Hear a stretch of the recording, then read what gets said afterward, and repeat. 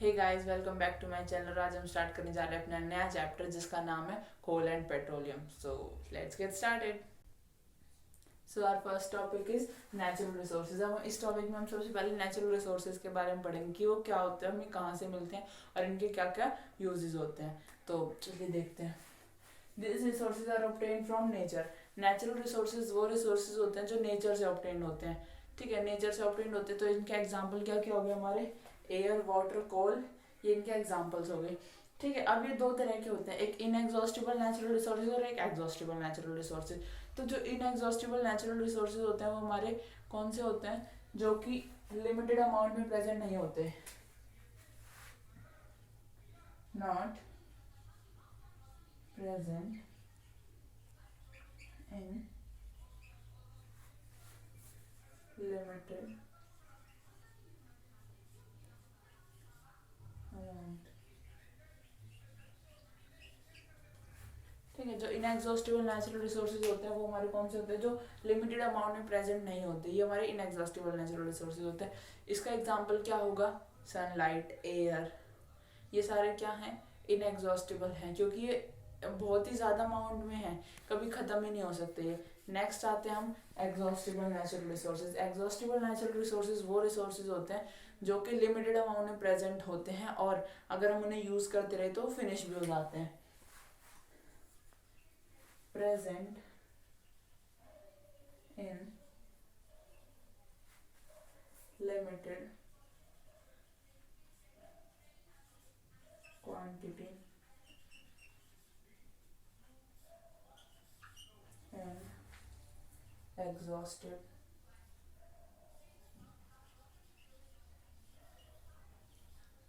when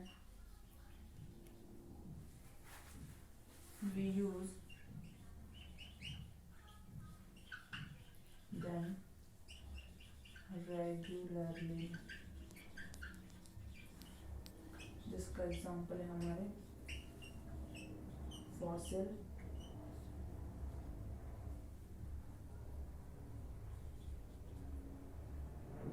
fuels. अब एक नया वर्ड आ गया, फॉसिल फ्यूल्स। तो अब हमें ये भी तो पता होना चाहिए ना फॉसिल फ्यूल्स क्या होते हैं। अब फॉसिल फ्यूल्स वो फ्यूल्स होते हैं जो कि हमें किन से मिलते हैं? फॉसिल्स से। अब फॉसिल्स पता होना चाहिए, तो चलिए देखते हैं फॉसिल्स। अब हम पढ़ रहे हैं फॉसिल। तो जो फॉसिल्स है वो क्या है? Fossil are form by the remains of living organisms. अब इसका मतलब क्या है कि जो फॉसिल्स है वो कब बनते हैं? जो हमारे लिविंग ऑर्गेनिजम्स डेड हो जाते हैं, उनके जो बचे हुए पार्ट्स होते हैं उनसे क्या बनते हैं? फॉसिल बनते हैं। अब नेक्स्ट आता है फॉसिल फ्यूल्स। तो फॉसिल फ्यूल्स क्या होते हैं? Some exhaustible natural resources are formed from the dead remains of living organisms.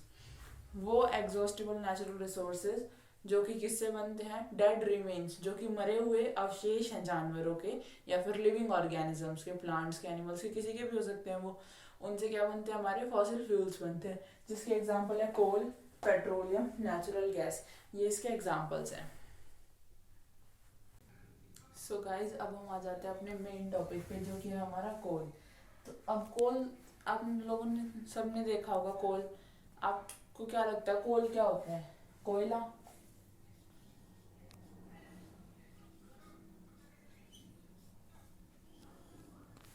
आप सभी लोगों को यही लग रहा होगा कि जो कोल होता है वो क्या होता है? कोयला। पर हाँ, कोयला होता है, पर इसके बहुत सारे फॉर्म्स भी होते हैं। अब ये कैसे बनता है, क्या क्या इसके यूजेस होते हैं, हम ये देखते हैं इसमें। ठीक है, it is a fossil fuel. ये एक फॉसिल फ्यूल है which is found by the decay of vegetation. जो कि किससे बनता है? जो कि हमारी वेजिटेशन, वेजिटेशन का मतलब क्या होता है? जो हमारे प्लांट्स है, जो हमारे एनिमल्स है, ये सब किस में आता है? वेजिटेशन में आता है। Form by the dead of vegetation, जब वो वेजिटेशन खत्म हो जाती है, मर जाती है, तो उनसे बनता है। It is formed under high temperature and high pressure. अब ये कैसे बनता है? ज़्यादा से ज़्यादा इसको टेम्परेचर चाहिए होता है, बहुत ही ज़्यादा इसको प्रेशर चाहिए होता है, तब ये बनता है। अब it takes million of year to form. ये से बहुत मिलियंस ऑफ ईयर लग जाते हैं बनने के लिए। और ये क्या है? एक non crystalline solid form of carbon, एक कार्बन की सॉलिड फॉर्म है बट क्रिस्टलाइन नहीं है। क्रिस्टलाइन मतलब क्रिस्टल्स नहीं है। जैसे आपने नमक देखा होगा, नमक के छोटे छोटे क्रिस्टल्स होते हैं ना, वैसे इसमें क्रिस्टल्स नहीं है, एक फाइन पाउडर है ये, पर एक सॉलिड फॉर्म में है। ठीक है, अब हम पढ़ेंगे कार्बनाइजेशन। कार्बनाइजेशन क्या है? The slow process of conversion of dead vegetation into coal. एक स्लो प्रोसेस है किसका? Conversion of dead vegetation into coal. ये हमारी डेड वेजिटेशन है,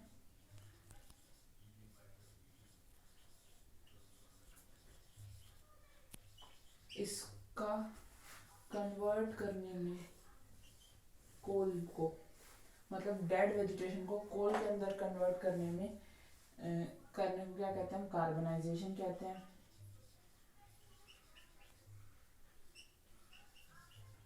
ठीक है, और ये क्या है? स्लो प्रोसेस है।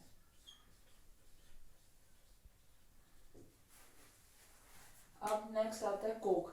कोक क्या है? कोल का फर्स्ट पार्ट है कोक। एक ये प्योर फॉर्म ऑफ कार्बन होता है, it is a pure form of carbon.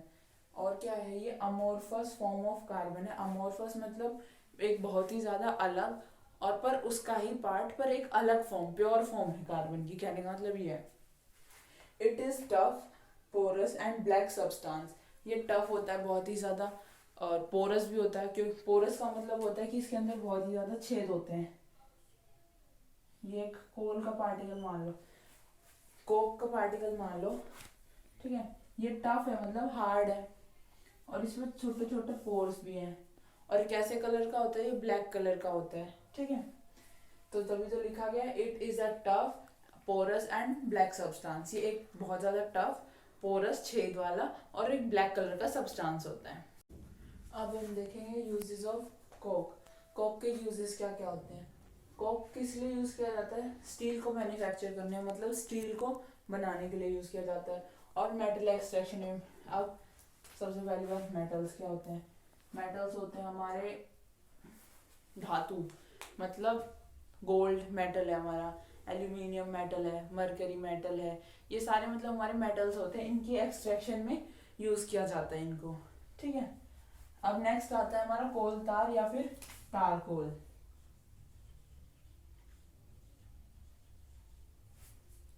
ठीक है, इसको रोड बनाने में भी यूज किया जाता है। ये एक ब्लैक थिक लिक्विड होता है, थिक मतलब मोटा, विद अनप्लेजेंट स्मेल, मतलब इसकी स्मेल बहुत ही ज्यादा गंदी होती है, ब्लैक कलर का होता है, एक गाढ़ा लिक्विड होता है, और बहुत अनप्लेजेंट स्मेल होती है। अब इसके यूजेस क्या क्या हैं? इसको डाइज बनाने में यूज किया जाता है। डाइज मतलब जिससे हमारे कपड़ों को कलर किया जाता है। ठीक है, ड्रग्स बनाने में, ड्रग्स किस लिए बनाए जाते हैं? मेडिसिनल यूज के लिए बनाए जाते हैं ड्रग्स, उनके मैन्युफैक्चरिंग के लिए। एक्सप्लोजिव्स मतलब बॉम्ब्स वगैरह बनाने के लिए यूज किया जाता है। परफ्यूम्स बनाने के लिए यूज किया जाता है, प्लास्टिक बनाने के लिए, paints, naphthalene balls. Naphthalene balls क्या होती हैं? जो हमारी वाइट कलर की बॉल्स होती है, जिन्हें हम बेड वगैरह में डालते ताकि कपड़ों में बदबू ना आए या फिर कपड़े खराब ना हो, इसलिए नैप्थलीन बॉल्स का यूज किया जाता है। फोटोग्राफिक फिल्म्स, फोटोग्राफिक फिल्म्स जैसे जो फोटोग्राफी में जो रील वगैरह यूज की जाती थी पहले, उनके लिए भी ये यूज किया जाता था।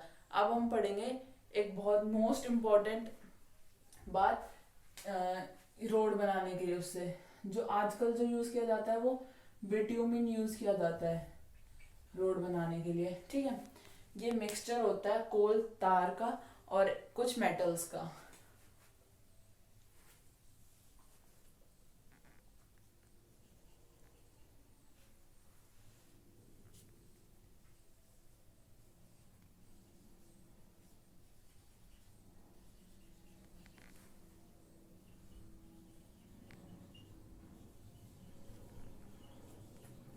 ठीक है, आजकल बिट्यूमिन इसलिए यूज किया जाता है, एक तो ये इजिली हमें एक्सट्रैक्ट करने में मिल जाता है, मतलब इससे जो रोड बनाए जाते थे ना उनकी लाइफ कम होती थी, पर जो अब इससे रोड बनाए जाते तो रोड की लाइफ क्या होती है? ज्यादा हो जाती है। अगर हम इससे रोड बनाते तो मोस्टली उनकी लाइफ होती थी 5 साल, 5 years की लाइफ होती थी रोड की। अगर हम अब इनसे बनाते तो इनकी लाइफ होती है ऑलमोस्ट 10 years। तो लाइफ ऑलमोस्ट डबल होगी ना, तो इससे जो हमारी क्या है, मनी सेव होता है, ठीक है। तो इसलिए बिटुमिन का यूज किया जाता है रोड्स बनाने में।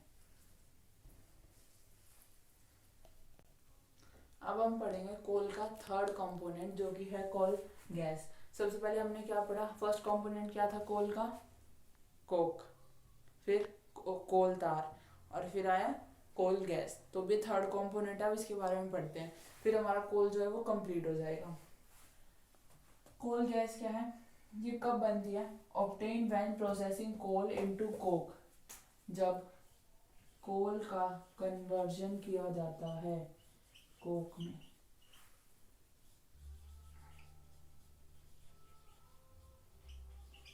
जब कोल का कन्वर्जन किया जाता है कोक में तो क्या बनता है इसके साथ साथ, कोल गैस। इस साइन का मतलब है कि कोल गैस निकलती है, ठीक है। तो पता चल गया, कोल को जब कोक में कन्वर्ट करते हैं तो हमारी कोल गैस बनती है उस टाइम पे। अब ये इसका यूज क्या है, it is used as fuel in many industries, बहुत सारी इंडस्ट्रीज में इसे एज अ फ्यूल यूज किया जाता है। मतलब वो इंडस्ट्रीज जो कि कोल प्रोसेसिंग प्लांट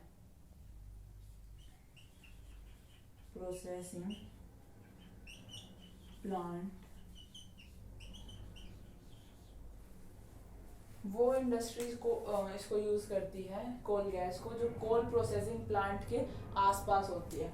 अगर ये हमारा कोल प्रोसेसिंग प्लांट है,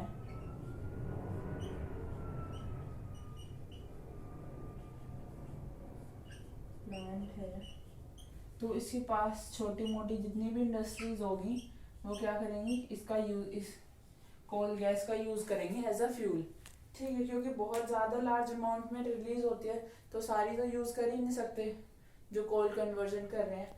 तो वो क्या करते हैं, इस कोल प्रोसेसिंग प्लांट वाले इनको सप्लाई कर देते हैं कोल गैस की, कि आप फ्यूल के लिए इसका यूज़ कर लो, ठीक है। आज की वीडियो में बस इतना ही। अगर आपको वीडियो अच्छी लगी तो लाइक कर देना, चैनल को सब्सक्राइब कर देना और वीडियो को शेयर करना बिल्कुल भी मत भूलना। तब तक के लिए take care and bye bye.